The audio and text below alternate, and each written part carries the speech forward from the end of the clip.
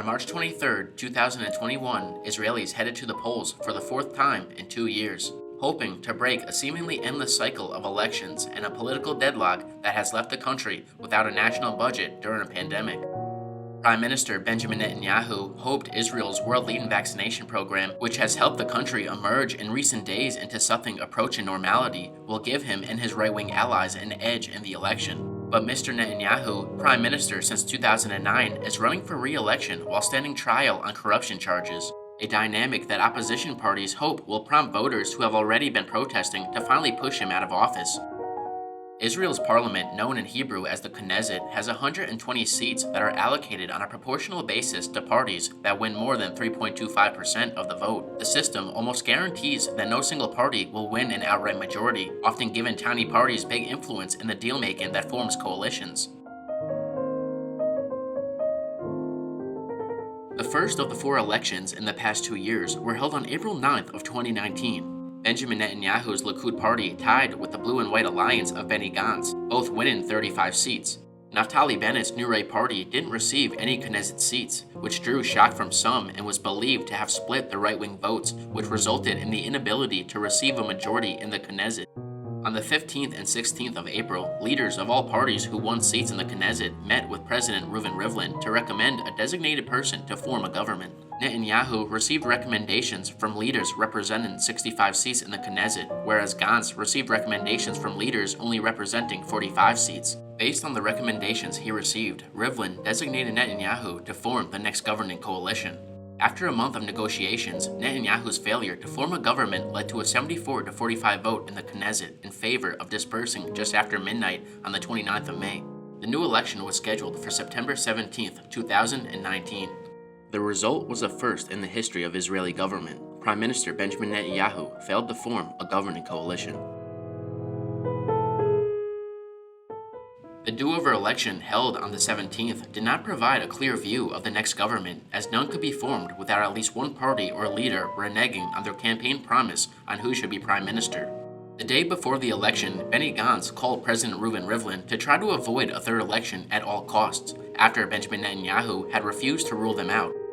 Benny Gantz's Blue and White Party earned 33 seats to Likud's 31 seats in this election. The United Torah Judaism Party remained at 8 seats. The Shas Party gained a seat, putting them at 9. The United Arab List gained 3 seats from the prior election, putting them at 13. The Labour Party remained with 6 seats.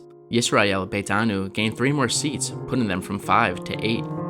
Union of the right-wing parties, now called Yamina and headed by Naftali Bennett, finished with 7 seats. And 5 seats for the Meretz Party. 2 days after the election, on the 19th of September, Rivlin, Netanyahu, and Gantz met during a memorial ceremony for Shimon Peres. Netanyahu urged Gantz to speak with him about forming a unity government for the sake of avoiding a third round of elections. Speaking for Blue and White, Gantz and Lapid both rejected Netanyahu's offer, saying Blue and White had won and that Gantz had the right to lead a unity government committed to liberal policies on social issues. New members of the Knesset were sworn in on the 3rd of October of 2019. The same day, talks between Netanyahu and Lieberman ended with no breakthrough in an attempt to join the right-wing parties. Moments after it was announced that Netanyahu was aiming to demonstrate Likud party unity with a leadership contest, the Israeli Prime Minister received a challenge from Gideon Sa'ar, who tweeted at Netanyahu saying, "I'm ready should the Prime Minister agree to hold the leadership election." On October 4th, Netanyahu decided against holding the leadership contest. On the 22nd of October, Netanyahu informed President Rivlin that he was unable to form a government. The next day, President Rivlin gave the mandate of forming a government to Benny Gantz. Gantz was given 28 days to form a coalition to lead the government, but was unable and returned the mandate on the 21st of November. In the last 28 days, I left no stone unturned and sifted through every grain of sand in an effort to form a government that would bring Israel honorable, moral leadership based on values. Leadership that has been forgotten. I was faced with a wall of people insistent on preventing those who won the election to be able to form a government and to march towards political sanity and stability. Since no member of the Knesset was able to form a government by the 11th of December, the Knesset again voted to dissolve itself, with new elections to be held on March 2nd, 2020.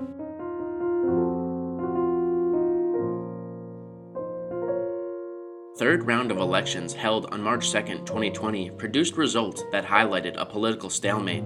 Yet a brief sense of unity was captured a month later when Benny Gantz and Benjamin Netanyahu reached a coalition agreement.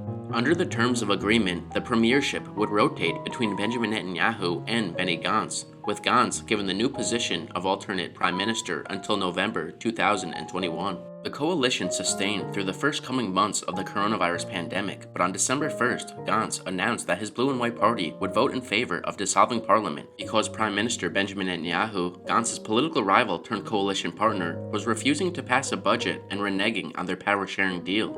On December 22nd, the Knesset narrowly rejected a bill that would have deferred a midnight deadline for passing the 2020 state budget. This set Israel on a course to its fourth general election in 2 years.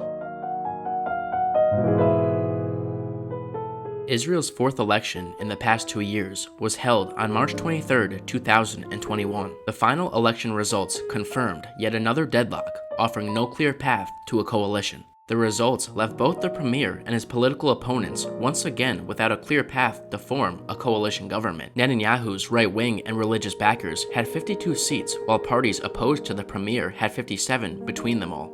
The right-wing Yamina Party ended up with 7 seats, and the Islamist United Arab List Party with 4. Both parties have not committed to either side. On April 5th, President Reuven Rivlin reluctantly gave Prime Minister Benjamin Netanyahu the nod to form a new government.